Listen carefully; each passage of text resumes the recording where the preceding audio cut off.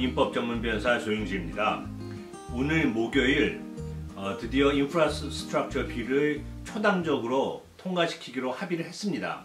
바이든 대통령이 21명 상원의원으로 이루어진 어떤 그 초당적 협의 의원들의 모임과 합의한 걸 발표하면서 We have a deal이라고 발표했죠. 이제 합의가 이루어졌다 이제 그런 뜻입니다. 그 21명 중에는 11명이 이제 공화당 의원이고 10명이 민주당 의원입니다. 그래서 그 토탈 100명 중에 민주당 의원이 100% 바이든 행정부의 인프라스트럭처 비를 찬성한다면 공화당 의원 11명이 합쳐서 61명이 되는 거죠. 즉 그래서 이제 공화당이 아무리 공화당 지도부가 필리버스터를 쓴다 그래도 11분의 공화당 상원 의원이 이 인프라스트럭처 비를 합의할 거기 때문에 찬성할 거기 때문에 자연스럽게 필리버스터도 사용 못하고 통과가 되게 된 거죠. 이게 1.2 트릴리언 달러 정도의 규모입니다.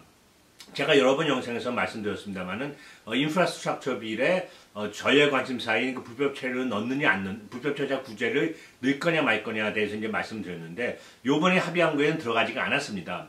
가장 큰 이유는 요번에 합의된 거는 흔히 얘기하는 하드웨어 뭐 흔히 생각하는 게 그거죠. 인프라스트럭처 빌을 하면 전통적인 의미의 인프라스트럭처 빌입니다. 예를 들어서 인프라스트럭처입니다. 예를 들어서 항만, 무슨 다리, 뭐 공항, 고속도로, 뭐 이런 거, 또 일반 도로 이런 거 갖다가 흔히 우리가 생각할 때 전통적인 의미 또 협의의 의미의 인프라스트럭처라고 그러죠. 기간 산업, 기간 시설. 그래서 그거를 투자를 해서 정부가 좀 이제 현대화시키겠다. 이제 이거를 오늘 통과시키려고 합의를 한 거죠. 근데 이제 제가 여러 번 영상에서 이제 말씀드렸습니다만은, 또 민주당에서는 흔히 이제 인프라스트럭처 빌에, 무슨 이민의 어떤 그런 구제를 넣는다든지, 무슨 에너지 법안 넣는다든지, 이렇게 말씀드렸는데, 그거는 오늘 통과시키기로 합의된 거와는 별도로, 민주당하고, 바이든 행정부가 따로 지금 준비하고 있습니다. 그게 정확한 금액은 저도 현재로서는 알 수가 없는데요. 대략 신문에서 나오는 광고라든지, 신문의 정보라든지, 무슨 뉴스라든지, CNN이라든지, 여러 개 힐이라든지 봤을 때 한 6트릴리언 정도가 될 것 같답니다. 4트릴리언에서 6트릴리언 정도가 될 것 같아요. 왜냐하면 이제 이런 걸 이제 흔히 얘기할 때 소프트 인프라스트럭처라고 얘기를 많이 하죠. 뭐 예를 들자면, 집에서 케어하는 거, 또 이제 그 유급휴가 받아서 가족들 돌봐야 되는 거, 메디케어 같은 거, 이것도 다 인프라스트럭처라고 민주당에서는 보고 있습니다. 진짜 광범위한 의미인 거죠. 어떤 인프라스트럭처를 현대적인 21세기에 맞게 해석한 거라고도 볼 수가 있습니다. 지금 오늘 이제 통과시키려고 합의한 거는 아주 전통적으로 협의의 인프라스트럭처라면 지금 이제 민주당에서 하고 있는 거는 이제 광이 또 현대적 의미라고 볼 수가 있는 거죠. 직장 다니는 사람이, 예를 들자면 직장 다니는 사람이, 예를 들어서 와이프가 애를 가져서 애를 낳는 바람에 휴가를 쓴다. 예를 들자면 육아 휴가를 쓴다. 이것도 일종의 인프라스트럭처라는 거죠. 왜냐하면 아이 자체가 나라에서, 그 국가에서 차지하는 비중이 아주 높고 아이를 키우는 것 자체가 인프라스트럭처라고 볼 수도 있는 거죠. 또 무슨 약값에 대한 것도 또 무슨 메디케어에 대한 것도 인프라스트럭처라고 볼 수가 있습니다. 그 뭐 도로만 인프라스트럭처라고 볼 수가 없는 거죠. 그래서 오늘 통과시키려고 합의한 인프라스트럭처에는 이민 불법 체류자 구제에 대한 내용이 전혀 없습니다.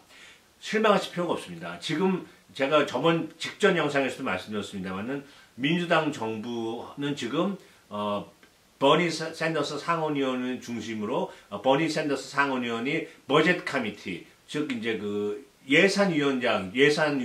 소위원회 위원장이죠. 거기에서 중심으로 지금 4에서 6트릴리언 정도 되는 Another Infrastructure Bill을 소프트한 준비 중에 있습니다. 이거는 아마 초당적인 공화당이 찬성할 리가 없기 때문에 이 4에서 6트릴리언 정도 되는 소프트 인프라스트럭처 빌은 버젯 레컨실리에이션을 통해서 추진시킬 거라고 지금 나오고 있습니다. 오늘 CNN 뉴스에서도 구체적으로 이제 그 얘기를 앵커가 민주당 펜실베니아주 상원의원한테 물어봤더니 맞다고 얘기를 해서 확인을 해줬습니다.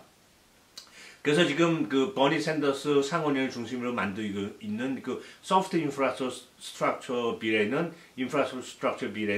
이런 내용이 들어간다고 합니다. 방금 말씀드린 무슨 뭐 메디케어라든지 어떤 유니버설한 그 의료보험, 에너지빌, 또 무슨 그 홈 케어링이라든지, 그다음에 중요한 게 그 상원의원 민주당 펜실베니아 민주당 상원의원은 이렇게 얘기했습니다.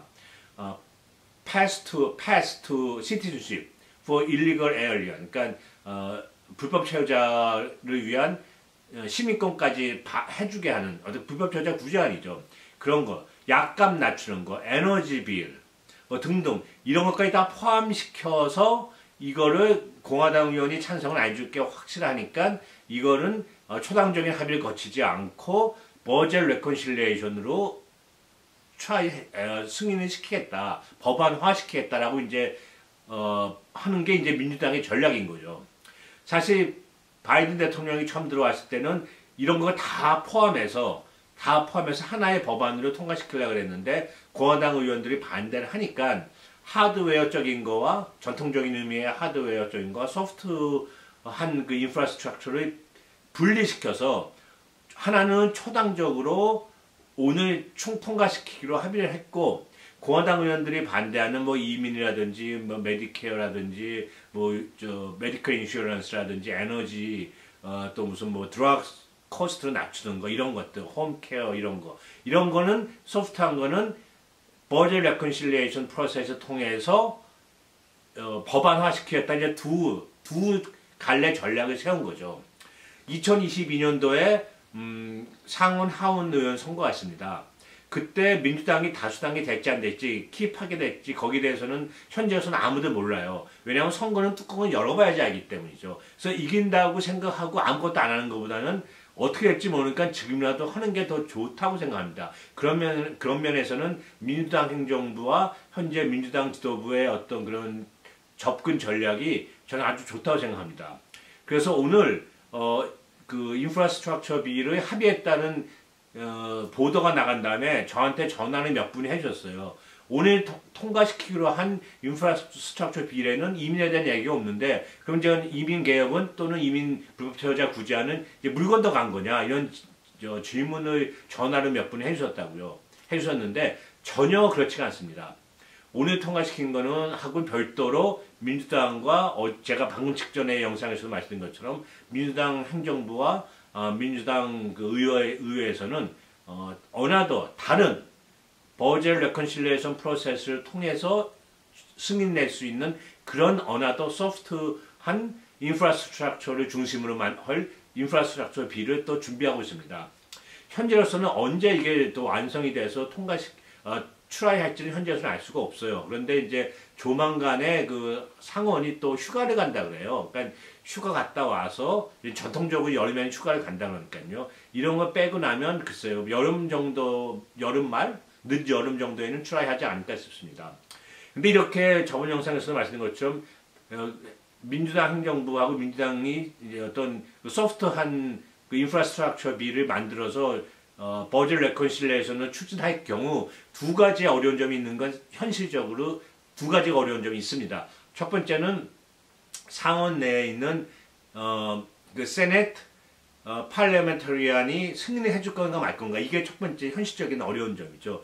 근데 제가 저번 영상에서 말씀드린 것처럼 2005년도에 이민개혁법, 당시 포괄적 이민개혁법이 버젯 레컨실리에이션 프로세스에 해당된다는 그런 당시, 물론 다른 세네트 팔레멘터리안의 판결이지만, 결정이지만 그런 결정이 있었습니다. 그래서 그걸 충분히 이용하면 될 것 같다는 식의 어떤 신문 기사도 있었고요. 또 두 번째는 이게 통과되려면, 버젯 레컨실리에이션으로 통과되려면 50명 전원의 민주당, 물론 48명의 민주당 의원과 2명의 무소속 의원인데, 이제 2명의 무소속 의원은 다 찬성한다 그랬어요. 그 중에 한 명이 이제 버니 샌더스 상원 의원이고요. 결국 48명의 민주당 의원이 100% 찬성할 거냐, 이거에 대한 게 이제 가장 큰 관건이죠. 여기에 이제 우리의 관심사는 웨스트 버지니아의 조 맨신 상원 의원의 어떤 태도입니다. 그래서 오늘 합의하기로 됐을 때 맨신 상원의원한테 기자들이 많이 물어봤어요. 지금 민주당 행정부가 준비하고 있는 소프트 인프라스트럭처 비례에 찬성할 거냐 그랬을 때 그 맨신 상원의원의 대답은 I'm working on it. 그러니까 난 좀 일하고 있다. 그러면서 어떤 내용이 추가가 될지를 보고서 결정하겠다 그랬어요. 아직 결정한 게 없다 그랬어요. 그래서 뭐 맨신 의원이 어디까지 어느 범위까지 포함시킬 건지 그 패키지에 그러니까 소프트 인프라스트럭처 패키지에 어떤 범위까지 통과될지 합의까지 이제 포함되는 거에 따라서 그 맨신 그 상원의원의 태도 결정을 하겠다는 거죠. 현재에서는 어디까지 포함시키는 거를 맨신 의원이 어그리 하는지 거기에 대해서는 현재에서는 알 수가 없습니다. 그렇지만 민주당 행정부 내에서는 계속 맨신 상원의원하고 협의를 하겠죠. 당연히 협의를 하고 맨신 의원의 의견을 들을 거고 또 만약 필요하다면 설득도 할 거고요. 여러 가지 이제 방안이 있겠죠. 이제 추진 방안이요. 그래서 맨신 의원의 어떤 그런 표가 결정에 따라서 이 전체적인 이 소프트 인프라스트럭처 비례 어디까지가 포함될 건지가 결정이 된다는 이제 그런 약간의 좀 아쉬운 점이 있긴 있습니다. 하원의 그 펠로시 하원 의장도 별도의 또 기자회견에서 기자들한테 소프트 인프라스트럭처 비를 빨리 버젯 레컨실리에이션 프로세스를 통과를 시켜라. 우리 하원은 레디가 돼 있다 이렇게 얘기도 했고요. 결국은 이제 상원에서 얼마큼 빨리 즉 버니 샌더스 상원의원이 위원장으로 있는 버젯 카운실에서 커미티에서 얼마큼 빨리 이거를 결정을 하고 또 민주당 상원의원과 얼마큼 교감과 공감을 이뤄서 확정시키느냐에 따라서 불법 체류자 구제안의 법안의 운명도 결정될 거라고 봅니다. 지금 뭐 어제 로스앤젤레스 타임즈 그저께인가요? 로스앤젤레스 타임즈 기사에도 났지만 드림 법안은 아마 반드시 들어갈 것 같다. 그리고 일정 범위의 농장 근로자 법안과 이센셜 워커 법안도 들어가지 않겠느냐라는 게 이제 대체적인 이제 예상입니다. 이것도 아주 조심스럽게 예상을 하는 거죠. 저도 개인적으로 아마 드림 법안과 이센셜 워커 법안과 농장 근로자 법안의 일부분이 들어가지 않겠냐라고 조심스럽게 예상을 해봅니다. 아마 이거는 계속 지금 우리가 기사에는 안 나더라도 앞으로 물밑에서 계속 민주당 의원들끼리 이제 공화당 의원은 어차피 찬성을 안 할 거니까 공화당 의원은 배제시키고 민주당 의원끼리 많이 합의를 위해서 많이 니고시에이션을 많이 할 겁니다. 제가 언제 이 니고시에이션이 끝나고 확정될지도 현재에서는 알 수가 없어요. 또 어느 범위까지 포함시킬 건지도 전혀 현재로서는 예측이 불가능합니다. 제가 그렇지만 새로운 소식이 올라오는 즉시 이렇게 이 자리를 빌어서 이 영상을 통해서 제가 그 즉시 영상을 올려서 알려드리겠습니다. 제 영상을 계속 지켜봐 주시고요. 새로운 소식이 있으면 또 올려드리겠습니다. 시청해 주셔서 감사합니다. 안녕히 계십시오.